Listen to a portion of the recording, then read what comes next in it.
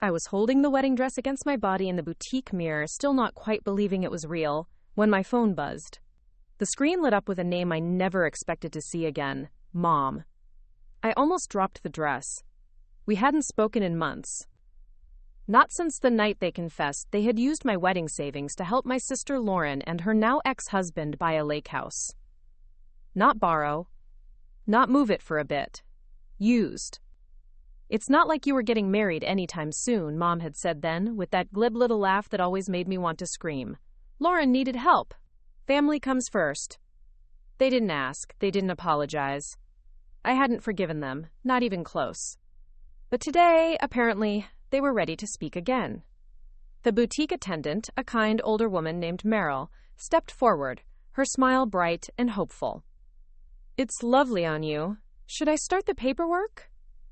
I held up a finger, locking eyes with my reflection as I answered the call. "Hey, Mom," I said flatly. "Hi, sweetheart," she cooed, her voice sugary sweet. "How have you been? You called me. What's going on?" A pause. The kind of pause that tells you they're about to ask for something. "Well," she began, and I could practically hear her sitting down, getting comfortable in whatever suburban throne she now occupied. "It's about Lauren. She's going through a tough time." I said nothing. The divorce is really taking a toll. She had to move back in with us, and she didn't exactly have a prenup. You know how that goes. "No," I said, "I don't. Because I'm not divorced or married, because you took the money I was saving for my wedding." She had the nerve to sigh. "Must we bring that up again? Lauren is your sister. She needs help. Legal fees are no joke. We thought you might be willing to contribute." The nerve of it. The sheer gall. "You stole from me," I said, my voice trembling. "And now you want me to pay for her divorce?" "It wasn't stealing," she snapped. "That money was in a joint account with Dad. We all agreed it would be better used where it was needed. You didn't ask me." "Well," she said primly, "you weren't exactly using it." I almost laughed. "I am now." She hesitated. "What do you mean?" I turned to Meryl, who stood frozen with a clipboard. "Start the paperwork," I said calmly. "Put it on my card." I held the phone away and hit end.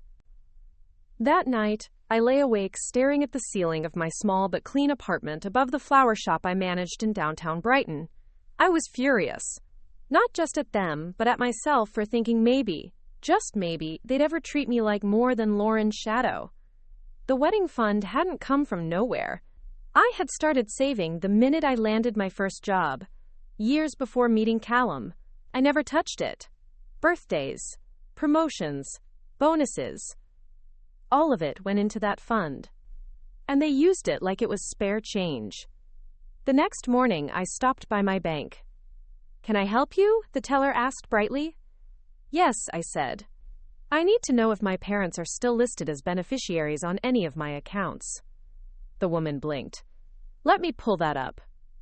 By noon, they weren't. That afternoon, I took a walk to the attorney's office 2 blocks down.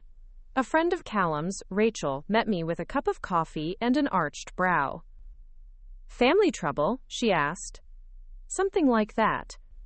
I left with a new will, a power of attorney designated to my best friend Rachel, and a sense of clarity I hadn't felt in months.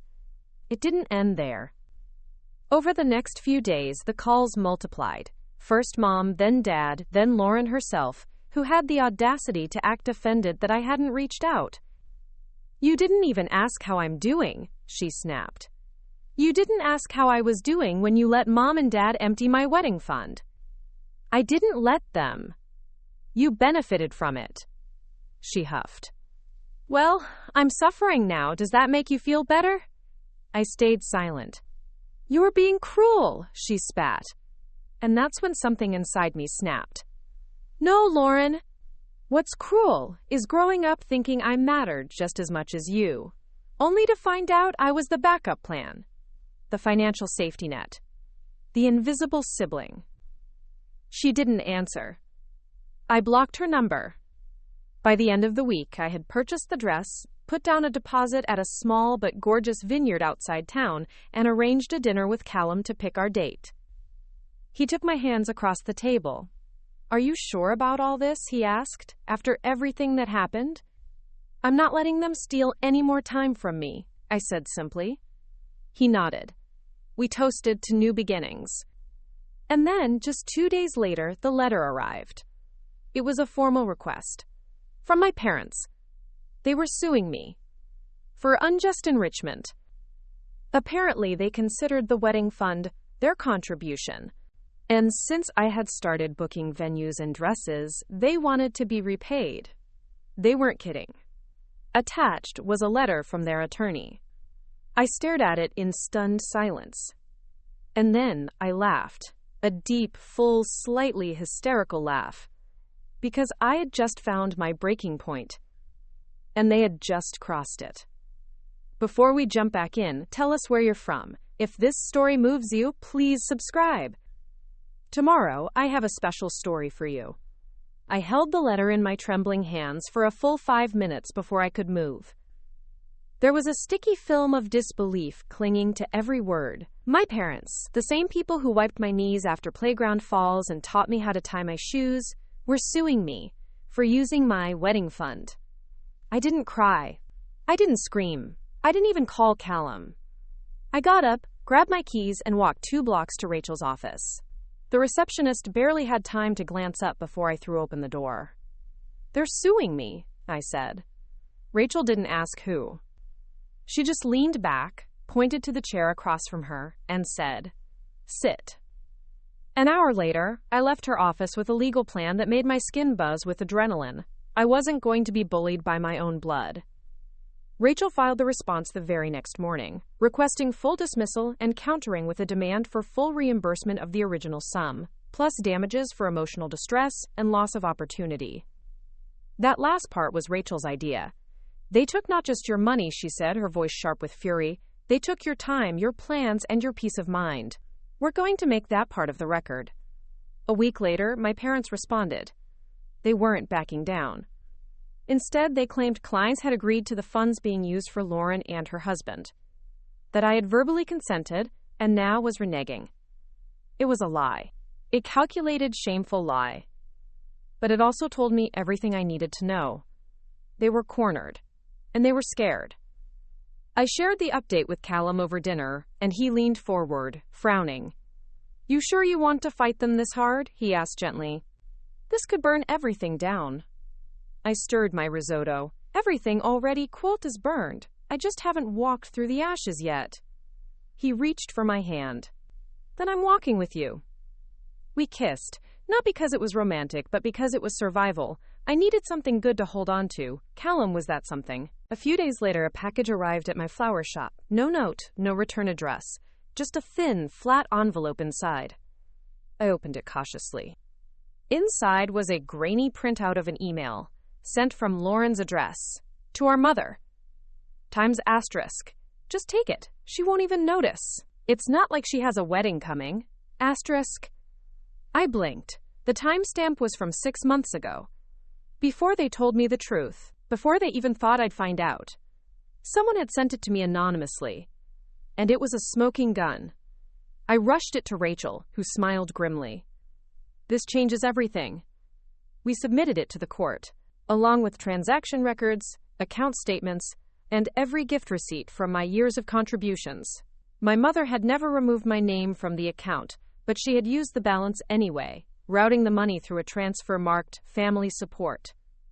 Family Support. Rachel filed a motion for discovery. We requested full access to my parents' and sister's financial records. And then we waited. Meanwhile, my wedding plans were becoming something different. Not smaller, but sharper. No more vineyard. Instead, Callum and I chose a garden in the heart of the city, near where we had first met. We decided to keep it intimate. 12 guests, no family. As I went through venue details one afternoon, a familiar face appeared in the shop doorway. Lauren. I nearly dropped a bucket of tulips. She walked in like she owned the place. Can we talk? She asked, already pulling a chair. I stood behind the counter, gripping it tightly. What do you want? She looked different. Her perfect hair was in a messy bun, and her nails were chipped. I didn't know they were going to sue you, she said quietly. Don't lie to me, Lauren. She flinched. I know about the email, the one you sent, the one that said to just take it. She paled. You don't understand, she whispered. Make me. She looked up with glassy eyes. I was drowning. My husband was cheating on me. The lake house was supposed to be a fresh start. So you sacrificed me for it? I didn't think you'd ever know. That doesn't make it better. She leaned forward, desperate. Please, drop the countersuit. They can't handle this. Dad's blood pressure, Mom's meds. You don't get to use guilt like currency anymore, I snapped. You bankrupted my trust, Lauren. I have nothing left to give. She stood up, red-faced. You're choosing money over family. Quote, No, I said. I'm choosing respect over betrayal. She walked out. That night, I got another letter. Their attorney was withdrawing. Apparently, my parents could no longer pay the legal fees. Rachel filed for summary judgment. A court date was set. It wasn't just about the money anymore. It was about telling the truth, out loud, in a room where everyone had to listen. The hearing began on a rainy Wednesday. I wore a navy dress, not black. I wasn't mourning anything. I was reclaiming it. My mother refused to meet my eyes. My father stared at the floor. Rachel presented the timeline, the receipts, the email. Their lawyer, a fresh-faced associate from some discount firm, tried to argue duress and familial obligations. But when the judge asked, did your daughter consent in writing or in any recorded format, they had nothing. Nothing but silence. The ruling came quickly. All funds were to be returned, damages were awarded, legal fees covered. And a note at the end that struck me more than anything. Drace, asterisk. The court is dismayed by the exploitative actions of the defendants. Asterisk. Dismayed. Not shocked, not surprised. Because sadly, this happens more than we admit. I walked out of that courthouse with my chin high, heart beating like a war drum. I hadn't just won. I had survived. But as I turned the corner of the marble hallway, someone stepped in front of me. Lauren. Tears in her eyes. Are you happy now? She whispered. I opened my mouth to answer. But then she said something that stopped me cold. Because you might want to check what else they took. And with that, she walked away, leaving a chill in her wake that no court victory could melt. I didn't sleep that night. I stared at the ceiling of our bedroom, Callum gently snoring beside me, and replayed Lauren's words like a broken record. Asterisk, you might want to check what else they took. I turned the phrase over in my mind, looking for hidden meaning. It could have been a manipulation tactic. A last jab before she faded into the mist of her own failures. But something in her voice had sounded, scared, not angry, not spiteful, afraid. By sunrise, I was at my desk with a fresh cup of black coffee and my laptop open. I logged into every bank account I had ever opened, even the old ones from university.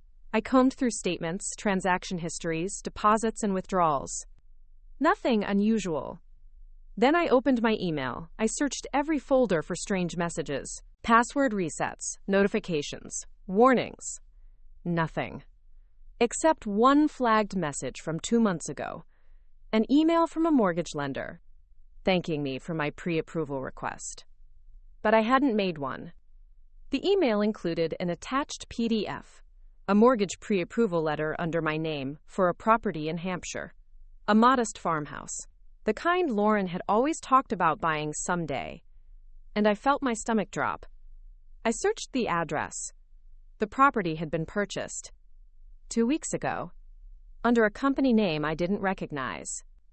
But the company's registry listed one familiar name as a director, Miriam Alden, my mother.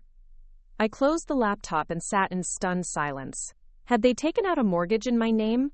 Was that even possible without my approval? I printed everything and brought it to Rachel. Her eyes darkened with every page. They opened credit under your name, fraudulently. This isn't just a civil matter anymore. It's criminal. I nodded, numb. What do I do?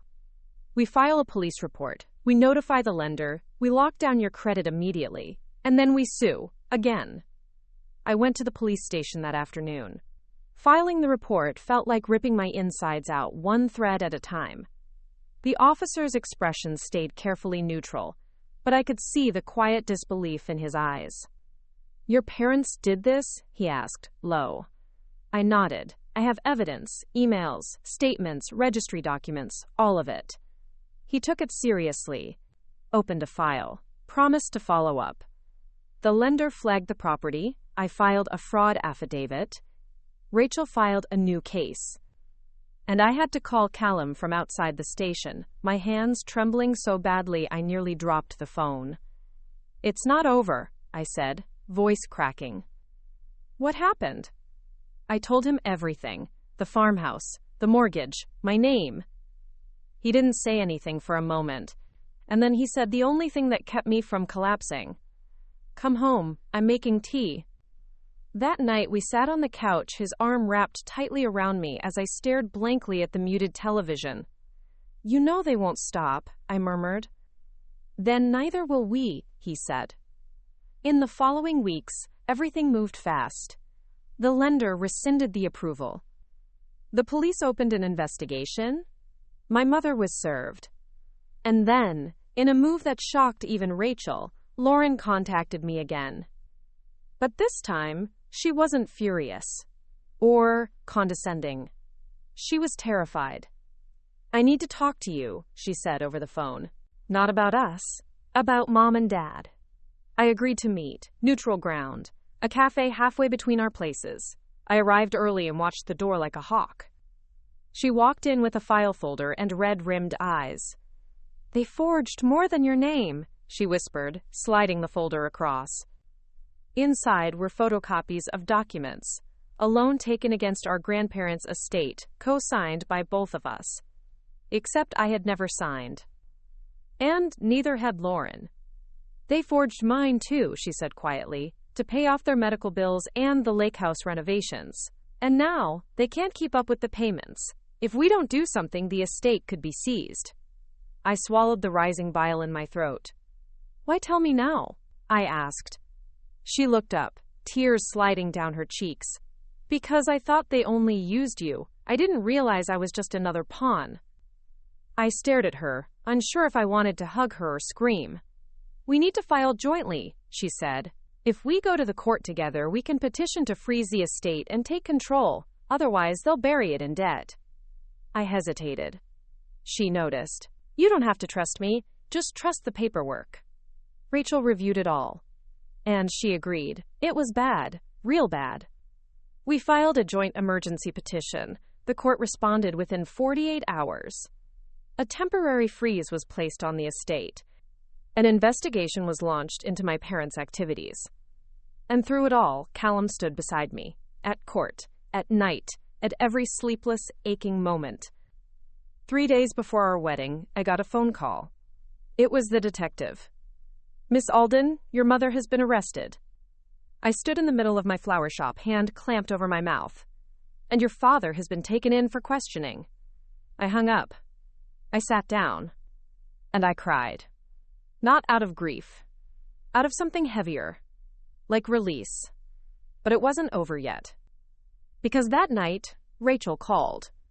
And what she told me next changed everything I thought I knew about my family. Forever. Rachel didn't usually call me after 10. She knew I barely slept as it was, and that Callum and I were trying to carve out whatever pieces of peace we could before the wedding. But when her name lit up my screen at 10:43 p.m., I knew it wasn't routine. I stepped out onto the cold balcony, heart pounding, and answered with a quiet, "Hey?" Her voice was clipped, low, urgent. "Your parents had a second trust." I blinked. "What?" Quote, "A secondary trust account, hidden under your grandfather's name. Your mom was listed as trustee. Your name was on it too, but not as a beneficiary, as a source." I gripped the balcony railing, trying to steady the dizzying swirl of her words. Rachel continued. "They diverted inheritance payments meant for both you and Lauren. Instead of distributing your share, they reinvested it under their control. The records were doctored. It's major fraud. And it's traceable." I felt my knees go weak. "How long?" Over 8 years. From when your grandfather passed until now. They've been skimming off the top every quarter. That's why they didn't want you involved with the estate. That's why they forged signatures. And why they tried to silence you with that lawsuit. 8 years. Nearly a decade of lies, theft, and betrayal. A howl built in my throat, but I didn't scream. I thanked Rachel, promised to come in the next morning, and hung up. I stood in the dark, barefoot on concrete, until Callum came looking. "What is it?" And when I told him all of it, he wrapped his arms around me and said nothing, just held me as I shook. The next morning, Rachel and I sat side by side at a long oak table in the law office she'd commandeered for our case. She laid out folders like a chessboard. "Here, see these? Quarterly distributions. The trust was designed to split between you and Lauren. But only Lauren received deposits. You didn't. They diverted yours into another account, a fake joint investment vehicle. And no one caught it? They forged audit reports, presented fake statements to the court years ago. No one questioned it because the estate was, quote, quietly managed." My stomach twisted. Lauren hadn't known either. No wonder she was willing to work with me now. Rachel flipped the final page. "This is enough for a full civil fraud suit and potentially criminal charges, but it will delay the estate's resolution. Are you prepared for that?" I stared at the document, at the figures, the silence, the years of birthdays and holidays where I had smiled across dinner tables with people who were bleeding me dry. "I want every cent accounted for," I said. "And I want them exposed." Rachel nodded. We filed the suit that afternoon. I spent the next day in a whirlwind of wedding prep and press calls. Yes, press. Somehow news had leaked. Local florist sues parents over stolen inheritance became a headline on 2 regional sites. Then the Daily Mail picked it up. They used my high school yearbook photo. I refused to read the comments. Instead, I focused on marrying Callum. The day came.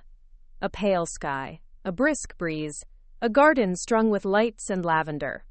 12 chairs, 24 candles.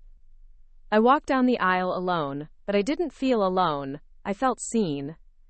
Callum waited with tears in his eyes. When the officiant asked if I took him to be mine, I said yes so clearly, so fiercely that every bird in the garden seemed to pause. We kissed, we laughed, we danced to a song only we knew. No parents, no drama, just us. It was perfect. And yet, the next morning, when I woke up in the sun-warmed sheets of our hotel suite, there was a letter under the door. No return address. No stamp. Inside, a single sentence. Asterisk, you think you've won, but you have no idea what they've hidden. I dropped the paper.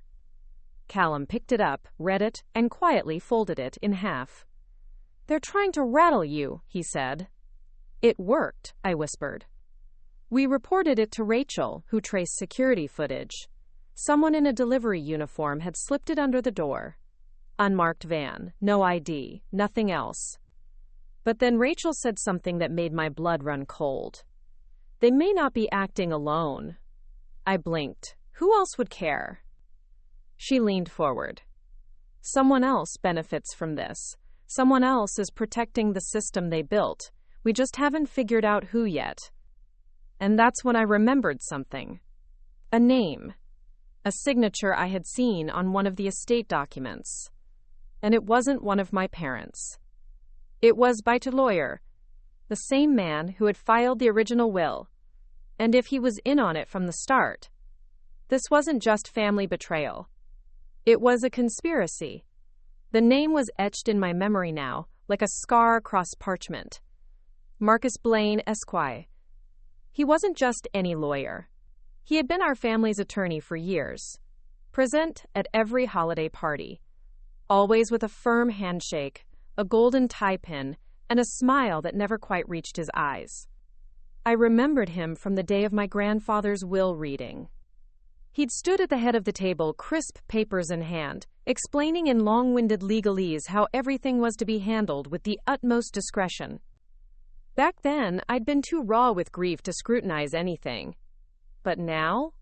Now I remembered the way he'd glanced at my parents as he talked. The way Lauren's check had come through within weeks. And mine never did. I called Rachel. I need you to look into Blaine. She was silent for a beat. Already did. That stopped me cold. You suspected him? Let's just say I don't believe in coincidences. He handled the trust, the will, the real estate transfers, and the forged documents. So what do? We find a way to bring him in without spooking him. We play this carefully. He has powerful friends. The idea of it made my skin crawl. This wasn't just theft anymore. It was fraud wrapped in a lie buried under legalese. Rachel reached out to a forensic accountant and a retired probate judge. Within days, they found a pattern. Blaine had handled the estates of 3 other families over the past decade.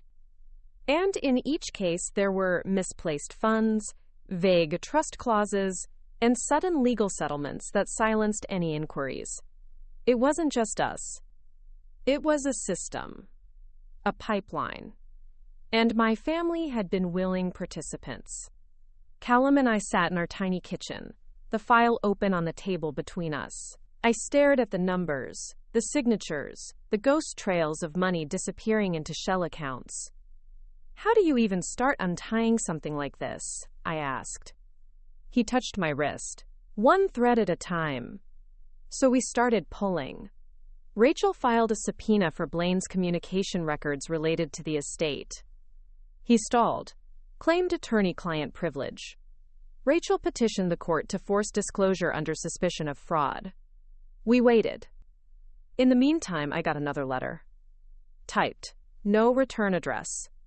This one said, not everyone who helped them knows they're being watched. Don't make enemies out of allies. It sent a bolt of ice through me, because it sounded like a warning, not just to stop digging, but to stop trusting. I brought it to Rachel. She had it tested for prints. None. The handwriting on the envelope matched nothing. The printer was common. The envelope was generic. Whoever was sending these was either helping me or scaring me, or both. Days later, the court approved our motion. Blaine was ordered to hand over all estate documents, email threads, and financial ledgers. He complied, reluctantly. And what we found changed everything. He had been withdrawing a management fee from the estate every quarter. Not 1%, not 3%, but asterisk 15%. A percentage no one had approved, and no one had even known about. He had inserted a clause into the trust documents on a page that hadn't existed in the original version. Forgery, grand larceny, abuse of fiduciary responsibility. We brought it to the judge. And for the first time, someone in a robe looked as horrified as we felt. An emergency hearing was set. The day before the hearing, Blaine vanished. Just disappeared. His office emptied overnight. Phones disconnected. House for sale. The police opened an investigation. So did the state bar. And Rachel, in a move I still don't understand how she pulled off, managed to get a freezing injunction on every account connected to him within 12 hours. But the damage was already immense. Accounts were drained, records shredded, people paid off. I felt like I was chasing shadows in a room full of smoke. Until one morning, I got a call. From a woman named Marissa. I saw your story in the paper, she said. I think we were victims of the same man. She was older, soft-spoken. She had lost her parents years earlier. Blaine had been their lawyer, too. And she had nothing left to show for their estate. She wanted to help. She had saved emails, notes, scanned signatures. Rachel brought her in as a witness. And then, in a move that felt like something out of a movie, 5 more families contacted us. All victims. All tied to Marcus Blaine. We formed a joint action. The media came back. This time, they got my name right. This time, they called it what it was. Asterisk, probate fraud ring exposed. Asterisk. And my face, my story, was now the banner for every article. The day before our next court appearance, I got a final letter. Asterisk. You've made enemies now, real ones. You should be careful. It was shorter than the rest. But somehow, it felt more personal. More final. I didn't sleep that night. Because this wasn't just about a stolen wedding fund anymore. This was war. This story took us a long time. If you like it, subscribe. Now, back to the story. The courthouse felt colder this time. I'd walked its corridors before, to defend myself, to reclaim what was mine, to expose lies. But this time, I walked in with the weight of 6 families beside me. And every step echoed louder because of it. Rachel walked at my side, folders tucked under one arm, her jaw set like granite. Lauren trailed behind us. She wasn't part of the suit against Blaine directly, but she had agreed to testify. She had documentation. She had motive. And for the first time, she had nothing to lose by telling the truth. The judge presiding was not the same one who ruled on my parents' original suit. This one was older, sterner, and had once served on the financial crimes bench. A good match. The hearing opened with statements from each of the families. One by one, victims stood and gave their testimonies. Some had lost homes. Others had lost inheritance. All had been misled. When it was my turn, I stood before the court and told them everything. The wedding fund. The forged documents. The silent betrayal. I finished with the sentence I had practiced in the mirror more times than I could count. They didn't just steal money. They stole peace, trust, and time. And those things don't show up on spreadsheets. The judge nodded gravely. Rachel presented Blaine's forged documents, his withdrawals, the hidden clauses. Marissa and the other families handed over emails and contracts and bank statements. The case built like a crescendo. But Blaine was still missing. Until halfway through the day. That was when the prosecutor announced that he had been found. In a cabin in northern Scotland. He had been using a false name, trying to disappear. But someone had tipped them off. It was the delivery driver. The same one who had slid the letters under my door. It turned out he had been hired anonymously to make the drops but had kept records. Of times, addresses, notes. And one of those times included a call he received directly from Blaine's assistant. The dots connected. Within 48 hours, Blaine was in custody. Charged with times multiple counts of fraud, times forgery of legal documents, times embezzlement, times conspiracy. Rachel looked across the table at me that night and said, "You were never just a victim. You were the catalyst." I wanted to believe that. But something still felt unfinished. Because even with Blaine in handcuffs, I couldn't forget the voice in the letters. The veiled threats. The implication that others were involved. And when I checked my email that night, there was another message. Anonymous sender. No subject line. One sentence. Asterisk. It wasn't just Blaine. Check the executor. I froze. Because the executor of my grandfather's estate wasn't Blaine. It was my godfather. A man named Gerald Court. Retired judge, trusted family friend. He had sat next to me at Christmas, taught me chess as a child, and now he was being pointed to as part of the machine. I called Rachel immediately. She picked up with a groggy, "Something happen?" I read her the email. Silence. Then, "We need to audit everything he signed." Quote, "The next day, we began tracing. Court had been executor not only of my grandfather's estate, but also 2 others Blaine had handled. Every estate, every document, every asset. And with each page we uncovered, it became clearer. He hadn't just signed. He had authored several transfer clauses. He had power of attorney privileges. And he had taken management fees through a shell foundation registered in Luxembourg. It had all been hidden behind bureaucratic fog. But Rachel and the forensic accountant cleared it. They mapped the flow. Blaine created the paperwork. Court executed it. And my parents? They were simply the most desperate. The ones willing to exploit their own child to keep the machine running. We brought it to the court. Rachel filed to add Gerald Court as a co-conspirator. He was subpoenaed. And for the first time in my life, I saw my godfather in handcuffs. It broke something in me. Because his betrayal wasn't financial. It was emotional. He had been my safe adult.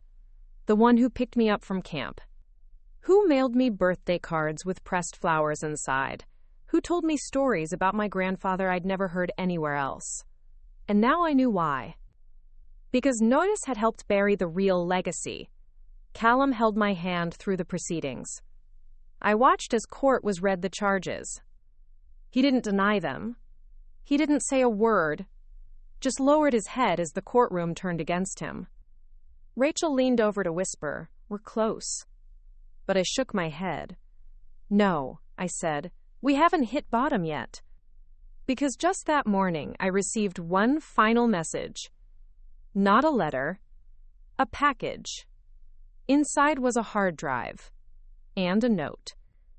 Asterix, play this if you want to hear what your grandfather really said before he died. I stared at it, hands shaking. Because if what was on that drive was true, then everything I knew about the last decade was about to collapse. Again. I didn't open the hard drive right away. It sat on the kitchen counter for hours while I stared at it like it might detonate. Callum paced behind me, waiting for me to move. Finally, he stopped and placed a gentle hand on my shoulder. "Whatever's on that thing," he said, "you don't have to face it alone." That was enough.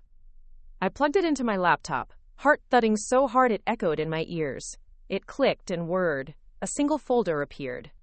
Labeled, 1 Symes J, a last recording. My grandfather's initials, Joseph Alden. There was one file inside, a video, time-stamped 6 days before his death. I clicked play. The image flickered, and then there he was. Frail, thinner than I remembered, but his eyes were sharp. He sat in a room I recognized from childhood, his study in the old house on Windmere Lane. Shelves of books behind him.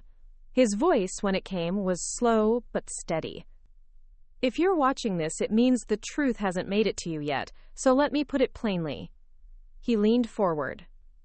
"You and Lauren were both meant to receive equal shares of my estate. No favoritism, no conditions. The trust was drawn to reflect that. I made sure of it." He looked off to the side, as if reading notes, then back at the camera. "But I know how Miriam thinks, and I fear what she'll do with Gerald's help. That's why I recorded this. Because if they alter a single clause, you'll have proof." I clutched the edge of the table. He knew. He had known all along. "You always asked me why I didn't let your parents handle things while I was alive. This is why.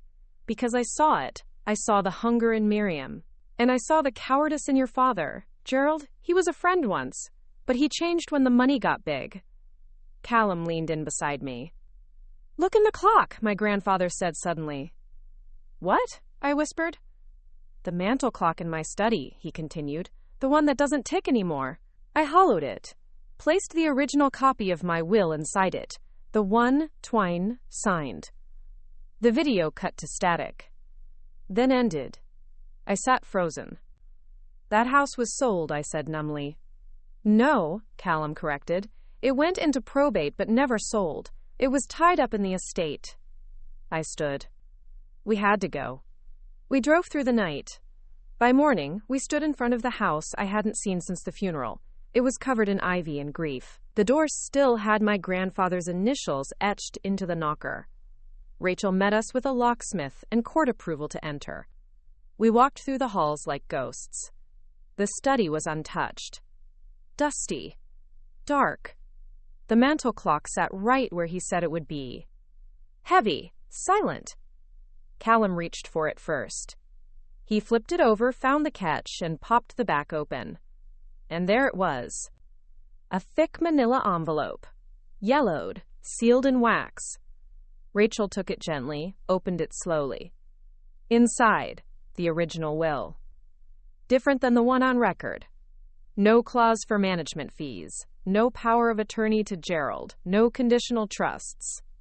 Just 2 equal shares. To me and Lauren, Rachel scanned it into her laptop immediately. "This is admissible," she said. "With the video, it's bulletproof. This changes everything." We returned to the city with new fire. Filed a motion to present newly discovered evidence. The court responded within hours. A new hearing.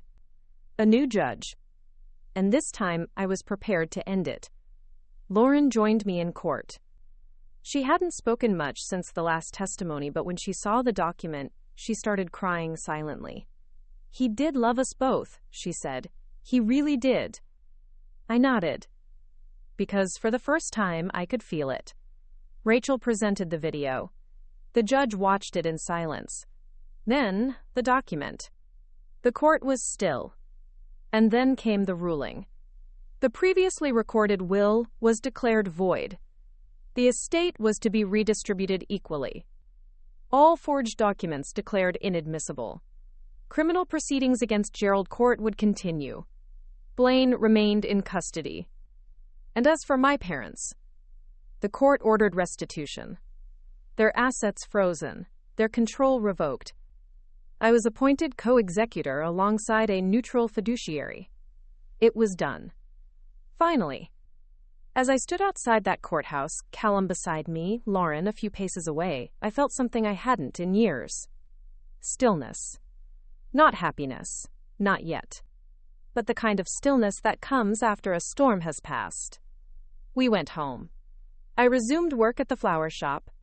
Callum and I took a honeymoon road trip up the coast. No plans, no reservations, just miles and music and time. And then, one evening, I got an email. Subject line, Times, asterisk, I know who sent you the drive. Asterisk, Times, no text. Just a location and a time. 2 nights later. Back at the Windmere House, where it all began. I parked just past the gate of the Windmere House and turned off the engine. The road behind me was empty. Callum had offered to come, but I told him no. This felt like something I needed to walk into alone. The house looked different at night, shadows draped across the lawn like secrets. The porch light flickered, though I knew no one lived there anymore. I checked my watch. 11:58 p.m. 2 minutes. I leaned against the car, heart pounding in my chest like it was trying to claw its way out. A car approached, headlights off, a small black sedan. It pulled in slowly, tires crunching gravel. It stopped next to me. The door opened. A man stepped out. Tall, gray coat, glasses. I didn't recognize him. He looked at me and nodded. "You came." "Who are you?" I asked. He glanced toward the house. "Not here. Inside." I hesitated. "The drive you got," he said, "wasn't from a stranger. It was from someone who wanted you to know the truth, but couldn't speak it outright." I followed him to the porch. He had a key. "How do you have that?" "I was Joseph's accountant," he said, "off the books, the one he used when he stopped trusting court." The door opened with a click. We stepped into the cold, musty hallway. "My name is Richard Glass," he said, closing the door. "Your grandfather hired me 5 years before he passed. To create backups, to document conversations, to record everything that didn't make it into legal filings." He led me into the study, the same room where the video had been filmed, the same room where I found the clock. He opened a leather bag and pulled out a folder, a slim hard drive, an envelope. These are his recordings, journal entries, emails, letters he never sent. He knew what was happening, but he couldn't prove it then, so he left the proof to be found when the time was right. I reached out, hands trembling. He stopped me. "One thing," he said, "before you read all this, you need to know something about the money." I froze. He sat down. "Your grandfather didn't want you to receive just a portion of the estate.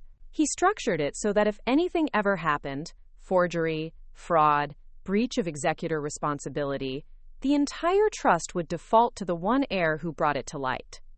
I blinked. "You mean?" He nodded. "You're now entitled to the entire estate." My knees nearly buckled. Lauren? I whispered. She wasn't the one who exposed it.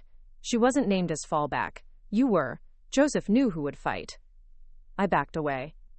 That's not fair, I said. She didn't know. Not at first. He didn't argue. He just said, your choice, and handed me the documents. For a moment, all I could hear was the echo of my grandfather's voice from the video. Asterisk, I made sure of it. Callum was waiting when I got home. I told him everything. He was quiet for a long time. Then he asked, what are you going to do? I didn't answer. Not that night. Not even the next day. Because I didn't know. Not yet. Instead, I focused on the recordings. The voice notes were raw. Some only a few seconds. Others minutes long. Snippets of Joseph's thoughts on his family, his regrets, his hopes. In one, he spoke about Lauren. She always wanted approval. She learned to perform. I fear that made her blind. In another, about me. She watches, quiet, like her grandmother. The one person I trust to choose the harder right over the easier wrong. I cried listening to that one. Rachel reviewed the legal documents. It's binding, she said. You own it, the entire estate, the house, the accounts, the stocks, everything. But I couldn't sign the activation papers. Not yet. Instead, I called Lauren. She came to the shop the next morning, looking exhausted. I poured her tea, closed the door. Grandpa left me everything, I said. She stared at me like I had spoken a foreign language. What? He left a clause, a fallback. If the estate was compromised, it would default to the one who brought the truth forward. That was me. She swallowed. Hard.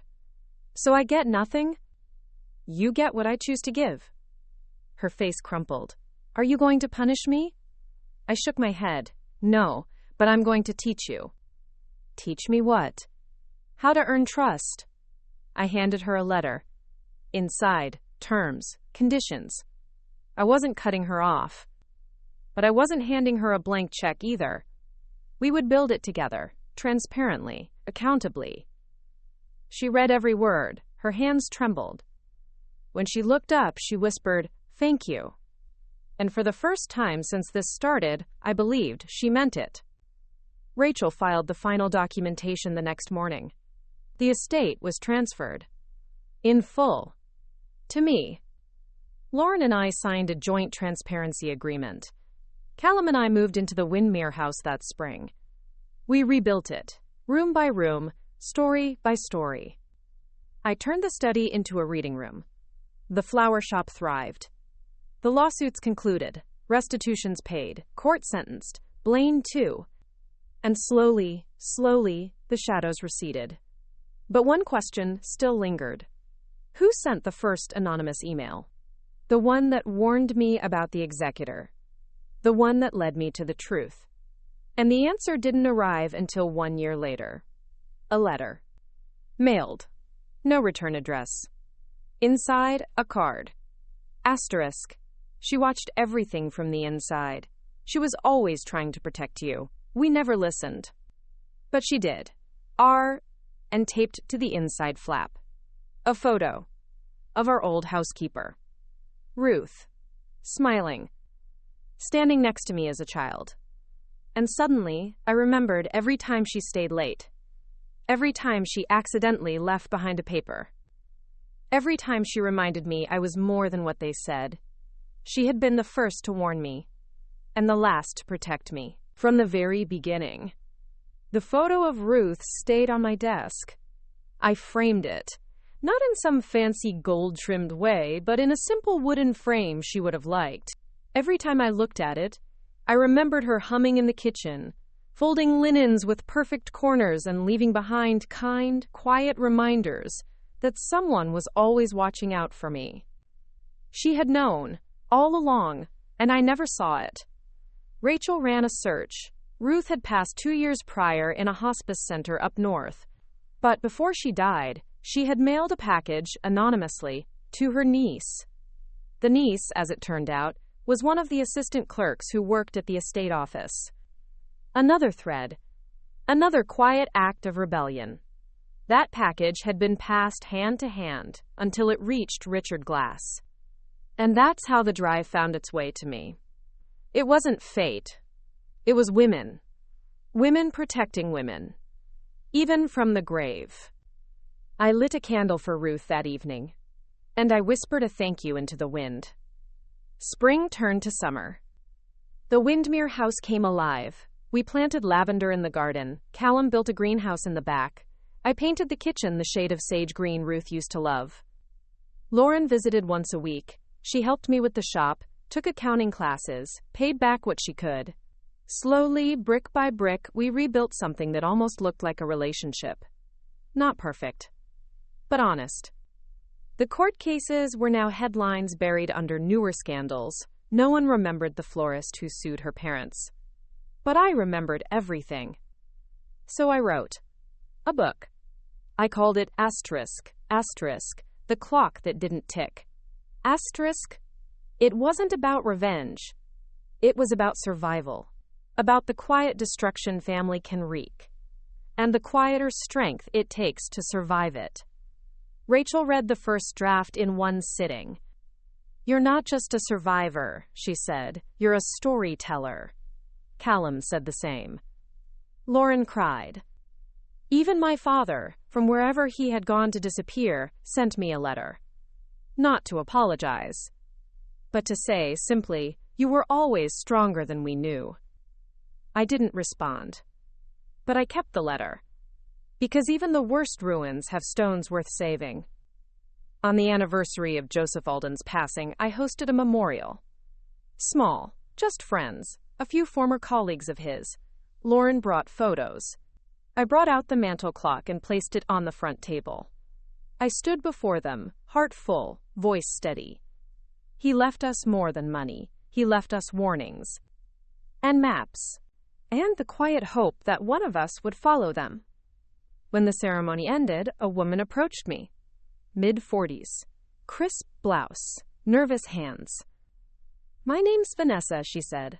"I think my uncle might have been one of Blaine's clients. He died 2 years ago, but something about your story, it feels familiar." She handed me a business card. I looked at it. A community support group, survivors of probate abuse. I held her hand and told her to call Rachel. We would help. Because this wasn't just about me anymore. It was a pattern. And it was still happening. A few months later, I stood on a stage in London. The book had gone international. Somehow, it struck a nerve. I looked out over a room of strangers, some with tears in their eyes, some clutching copies of the book. I read a passage aloud. Asterisk. Sometimes the thief isn't a stranger in the dark. Sometimes it's someone who kissed your forehead goodnight and taught you to ride a bike. And when that happens, your healing isn't about justice. It's about deciding what parts of yourself you're willing to fight for. When I stepped off stage, I felt lighter. Not free, but none burdened. Back at the Windmere house, I found Callum in the greenhouse, dirt under his nails, sweat on his brow. He looked up and grinned. "You did it," he said. "Not yet," I smiled. Because there was still more to do. I started a foundation. In Ruth's name. We offered legal aid to victims of family-based fraud, gave them resources, a place to start, a voice when no one believed them. And slowly, stories poured in. A woman in Devon whose sister stole her inheritance. A man in Glasgow gaslit into signing over his house. A teenage girl whose guardians emptied her trust fund before her 18th birthday. We listened. We believed. We fought. And every time someone won, a refund, a ruling, a record expunged, I lit another candle. For Ruth. For Joseph. For everyone who thought silence was safer than truth. Because truth doesn't shout. It waits. It endures. And if you're strong enough, it answers. Always. 2 years passed. I still woke up some mornings expecting it to all come crashing back. The lawsuits. The courthouse whispers. The way my mother looked at me across the mediation table like I was a stranger she couldn't quite despise without effort. But those mornings faded with time.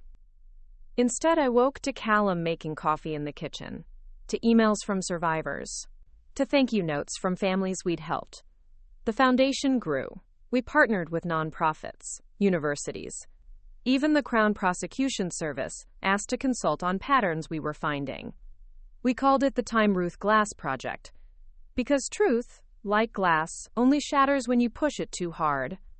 Lauren became our treasurer. It wasn't a handout. She earned the role. She reviewed every budget line twice. She asked the questions she used to roll her eyes at. And when someone tried to intimidate a client over the phone, she stood up, filed a report, and followed through. People do change. Not all of them. But some. One day I got a letter. Handwritten. No return address, again. But I recognized the handwriting. My father's. He wrote, "Asterisk. I see you on the news sometimes. I saw the foundation. I know I don't have the right to ask, but if you ever speak publicly about us, please remember I tried to stop your mother. I didn't fight hard enough, but I did try." I didn't respond, but I reread the letter twice, then placed it in the box I now kept under my bed. A box for things I wasn't ready to forgive but couldn't throw away. Then came the email from Parliament. An invitation. They were debating a new bill. Dajlan's the Heir Protection and Probate Reform Act. Would I testify? Not as a plaintiff. Not as a survivor. But as an expert. I blinked at the screen for a long time. Callum found me there, frozen. "Say yes," he said. So I did. I stood before the House committee with trembling fingers. Behind me sat Lauren, Rachel, a young woman named Isla, who had been one of our first foundation clients. I told them what I had lived through. Not with theatrics. With facts. How no child should have to choose between grief and litigation. How legal loopholes protect abusers when they wear nice suits. How silence becomes systemic when we pretend money has no morality. The room was quiet when I finished. 1 megapixel stood. "Miss Alden," he asked, "do you believe this bill would have stopped what happened to you?" I looked him dead in the eye. No law can stop betrayal, but it can punish it, and sometimes that's enough to keep the next victim safe. He nodded. The bill passed 3 months later. We celebrated with tea and cake in the garden. The lavender bloomed wild that year. Callum hung fairy lights in the trees. Lauren brought a carrot cake she made herself. I burned my fingers on the kettle and cried, laughing. Because this was the life I built. Not the one they left me with. The one I carved out of rock and ruin. I was still a florist. Still a wife. But now, I was something else too. A force. A light. And even on the worst nights, the ones where I lay awake wondering if Ruth had ever been scared, if Joseph ever regretted his silence, I knew the answer. Because their choices and my response had helped hundreds. One woman wrote me, "Asterisk, your story gave me the courage to take back my son's college fund from my own sister. Thank you for reminding me that silence isn't love." Another sent a photo, her daughter holding up a court ruling in her tiny fists. She won because of you. And still, there was more work to do. Because every system, once cracked, can be dismantled. And every story once told becomes a torch. In autumn, I published a second book. Times, asterisk, inheritance isn't always money. Asterisk, it went viral. Not for the scandal. For the empathy. People wrote about the time their brother lied, their mother conned them, their uncle sold their legacy. But more than that, they wrote about healing, about rebuilding trust. And one day, a letter arrived from the U.S. from a girl named Cassidy, 19, living with a friend. Her father had stolen her trust fund after her mother died. She thought no one would believe her. Until she found my story. And now she had a lawyer, a case, a voice. I folded the letter and placed it in the box. Not the one under my bed. The new one. The one labeled Narchikas Hope. Because even grief, when given a spine, becomes something holy. And I was ready to carry it, wherever it was needed. The first time I walked back into the courtroom as an expert witness, I nearly turned around. Not because I doubted my qualifications, but because of the smell. Old varnish, worn leather, the scent of fear soaked into the grain of the benches.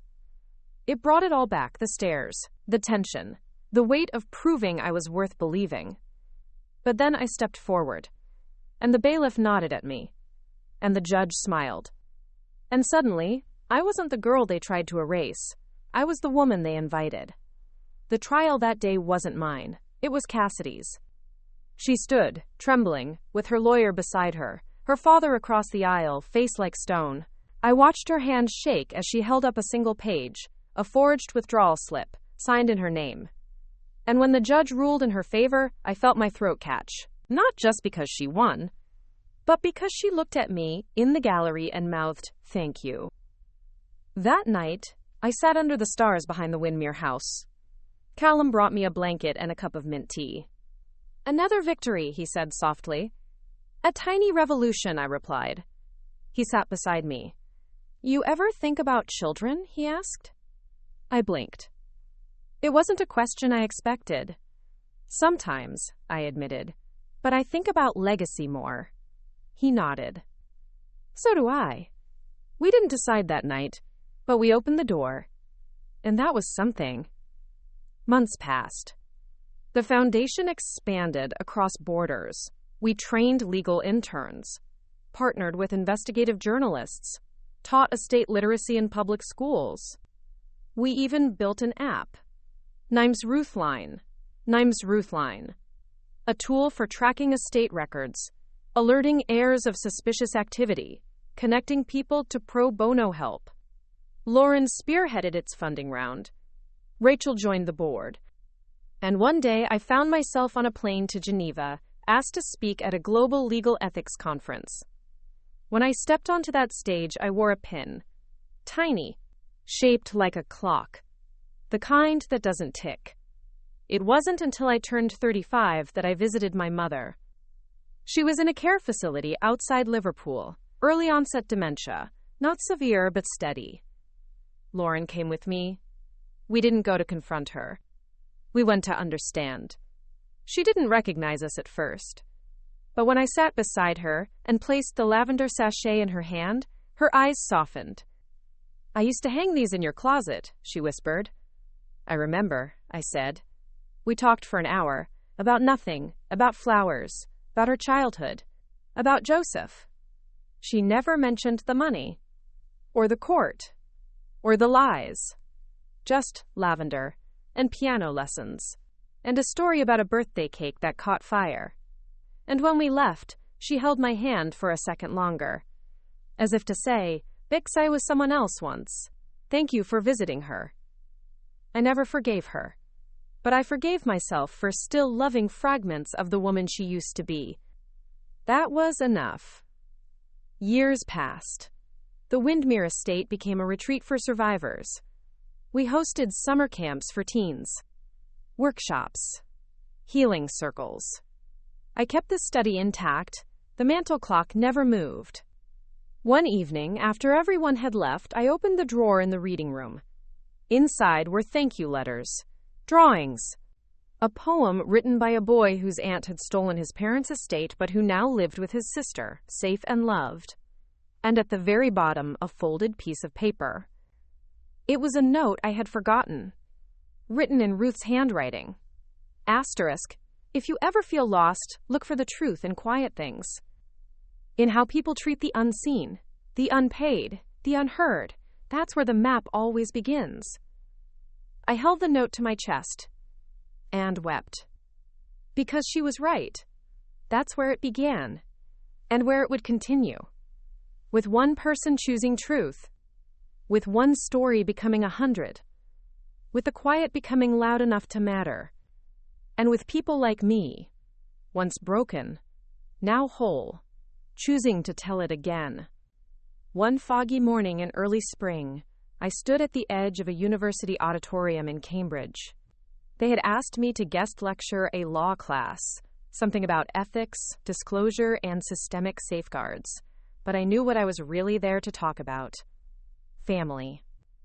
And what happens when it fails you. I pulled up my presentation, took a breath, and stepped onto the stage. Good morning. I'm Mira Alden. And once upon a time, I was almost erased by the people who raised me. The silence that followed wasn't uncomfortable. It was listening. I told them about the forged signatures, the estate, the lawyer who disappeared, the godfather who didn't. But more than that, I told them what justice feels like when it doesn't come from punishment, but from choice. Choosing to forgive, choosing to fight, choosing to keep the door open, just in case someone on the other side finds their way back to who they used to be. When the class ended, a girl with bright eyes and shaking hands came up to me. She didn't say anything. She just hugged me. And in that moment, I knew I was right where I needed to be. Back at Windermere, life unfolded quietly. Callum and I planted roses that spring. A new greenhouse wing, expanded offices for the Ruth Glass Project. We even added a library. Lauren kept her weekly visits. She still double-checked the books. We started calling her the watchdog. She didn't mind. In fact, I think she wore it like armor, an earned title. She smiled more now. And when we sat on the porch at dusk, she asked questions I never imagined hearing from her. Do you think they ever loved us the right way? I looked out at the field of lavender. I think they loved the idea of us more than the reality. She nodded slowly. Maybe we learned to love each other better because of it. One day, I got a call from Rachel. Her voice was shaking. You need to sit down, she said. What happened? It's Blaine. My heart didn't pound. It slowed. He died last night, in prison. Heart failure. I didn't know what to say. Not sadness. Not relief. Just release. A lock I didn't know I was still turning, finally clicking open. It's over, Rachel said quietly. No, I replied, but his part is. We held a moment of silence. Not for him, but for the people he never let speak. And then we moved on. In midsummer, I stood at the altar again. This time not as a bride, but as an officiant. Lauren and her partner, a kind, strong woman named Elise, asked me to marry them. The ceremony was held in the garden, under the willow tree. The same place where I once sat, wondering if my life would ever feel like my own. Now it held lanterns, petals, and laughter. When I pronounced them married, Lauren cried into Elise's shoulder, then hugged me for a long, long time. I would have forgiven you anyway, she whispered. I know, I said, but I needed to learn how to forgive you first. We danced, ate cake, told stories. And that night, when the house was quiet, I stood in the study with the old clock. Still not ticking, still holding time in its own way. I placed a photograph beside it. The three of us. Me, Lauren, Ruth, all in the garden, laughing. And then I added one more. A sonogram. Because yes, Callum and I had decided. Not because we needed to prove anything, but because we wanted to show a child what truth looks like, and how sometimes even shattered families grow back into something strong, something sacred, something worth inheriting. And as I stood there, life humming outside the window, I said it aloud, just once. You were wrong about me, Mom. I wasn't just saving for a wedding. I was saving for a life. The first time I heard my child cry, I thought the world had restarted. Not resumed. Restarted. As if all the pages before this one had been leading, aching, clawing their way toward that single sound. Callum held her like she was made of starlight. We named her Iris Ruth Alden. Iris, for the flower that blooms after storms. Ruth, for the woman who shielded me with silence until I could speak. We brought her home to Windermere, to the soft hum of the greenhouse, the rustle of lavender, and the whispers of a house that now held more laughter than memory. I took 6 months off. Not from the mission. That never stopped. But from the helm. Rachel and Lauren led the foundation through a national education campaign. They launched a partnership with the Ministry of Justice. Estate abuse cases dropped 12% in 2 years.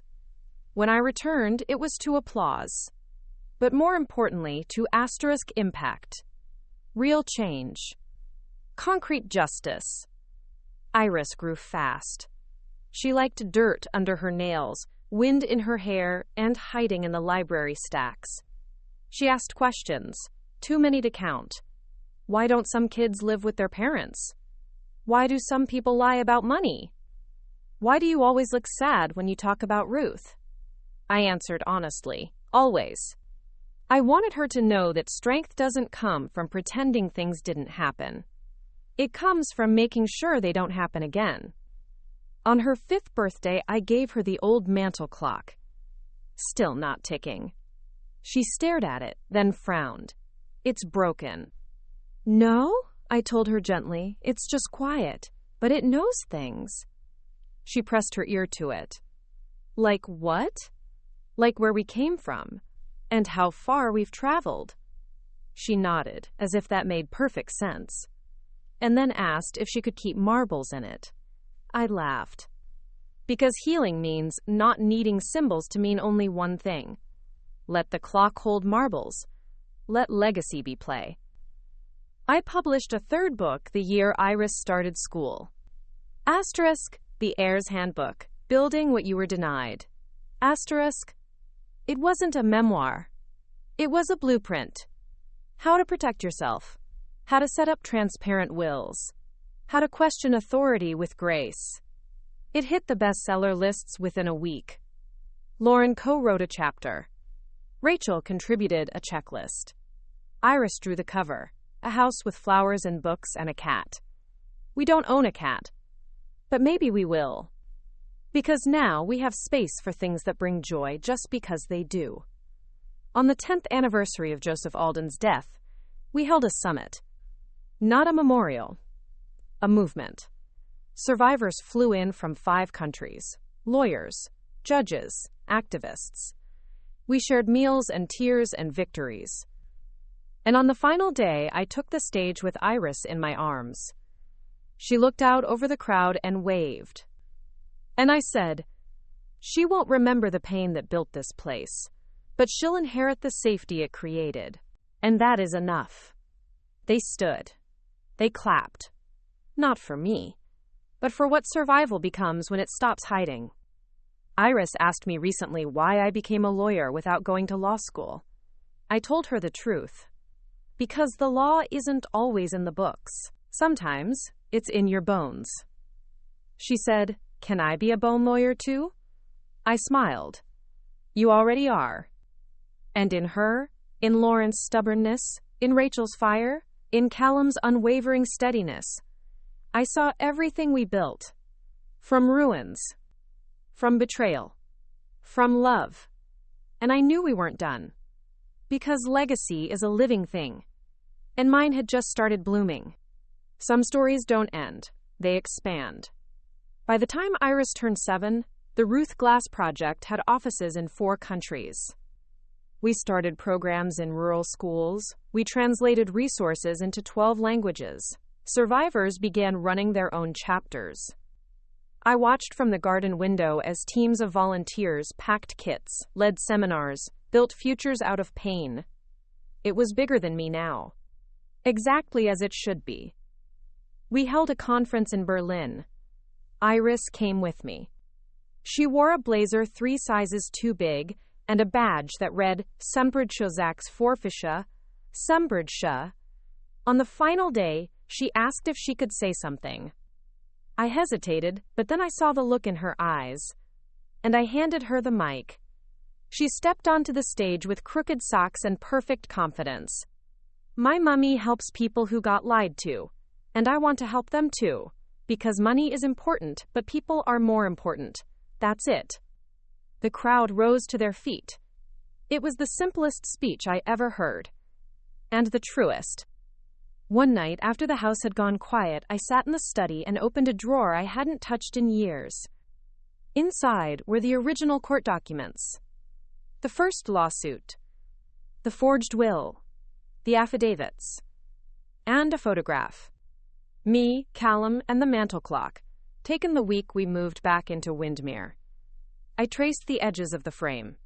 So much of my life had been about proof. Proof they lied. Proof I mattered. Proof I survived.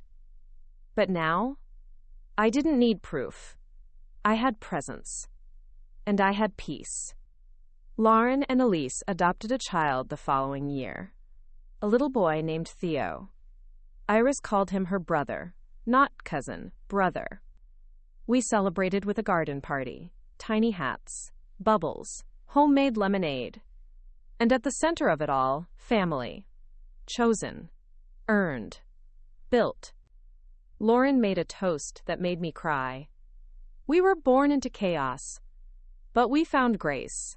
And that grace is this: we get to try again, and again, and again. She raised her glass to me, to my sister, who didn't just save me. She showed me who I could become. In the years that followed, the project launched fellowships, legal tech startups, safe house funds for displaced heirs. We helped pass reform bills in 8 countries, each one named after a survivor. The Alden Clause became global shorthand for proactive audit triggers. I didn't need credit. I needed continuity. On my 50th birthday, Callum gave me a necklace. A single charm. The shape of a tulip. You never stopped blooming, he whispered. I kissed him under the porch light. Because love, when tested, either becomes myth or metal. Ours had become steel wrapped in story. Iris entered university with a dual-degree plan, social work, and public policy. She interned at the project. She wrote essays about restorative justice and generational repair. One night, I found her in the greenhouse, crying. They don't believe me, she said. They think I got here because of you. I held her hand. You courted get here because of me, I said. But you stay here because of you. She exhaled. Okay, then I'll stay. That year, I visited the care home where my mother once lived. She had passed quietly. The staff remembered her as gentle, confused, but kind.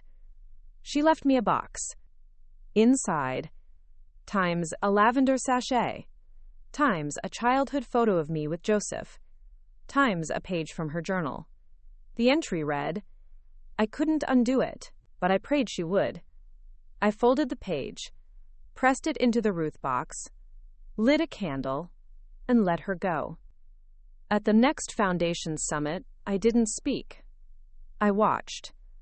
From the wings, as Iris delivered the keynote, as Theo ran the A/V booth, as Lauren passed out pins to survivors, and Callum brewed tea backstage. And I knew without a doubt that the story no longer needed me to hold it.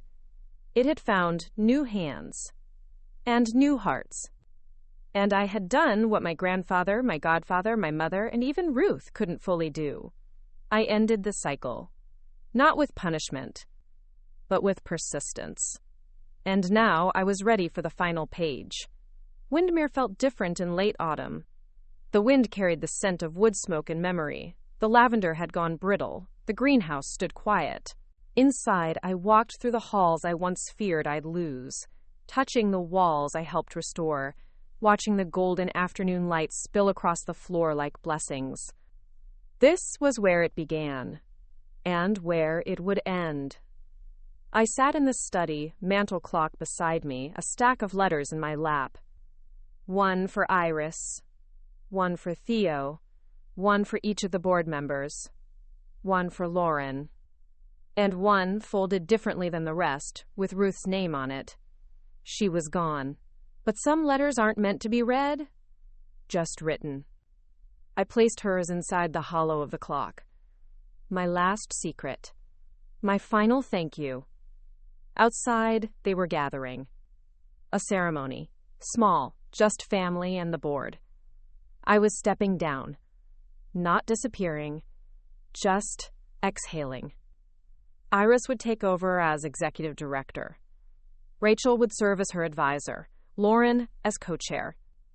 Callum, still ever steady, would finally start the publishing house he'd dreamed of, releasing survivor-authored memoirs. We had built a world. Now it was time to live in it. When I stepped into the garden, applause broke out. But it was soft, gentle, not thunderous.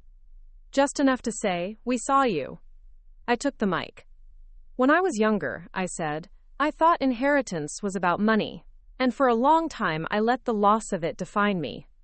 But inheritance is what we plant, not just what we leave behind. You all helped me grow something. So now I give it back to you." I passed the mic to Iris. She kissed my cheek, and I stepped down. Later that night, after the candles had burned low, Callum and I sat on the porch swing. He wrapped an arm around me. "Any regrets?" he asked. I looked up at the stars. "Only that I waited so long to speak. You spoke when you were ready." "I spoke when I couldn't breathe anymore." He nodded. "Still counts." Iris found me in the study the next morning. She was holding the mantel clock. "It ticks now," she said. I blinked. "What?" She turned it over. Inside, a mechanism had loosened. Or maybe it had always worked. We just hadn't heard it over the noise of everything else. But now, in the quiet, tick, tick, tick.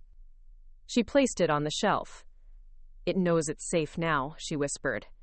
And somehow, that made sense. Years later, when they tell my story, they may begin with the money, the betrayal, the lawsuit, the headlines. But I hope someone tells them about the tulips in the window, the woman who wrote books with mud on her shoes, the girl who lit candles for strangers, the house that once held only grief and now held generations, and the clock that, one day, started ticking. Because even silence, when loved enough, becomes song. And the wounds they gave me, they bloomed. They bloomed. 2 more great stories are next. Don't miss them. Subscribe and turn on notifications.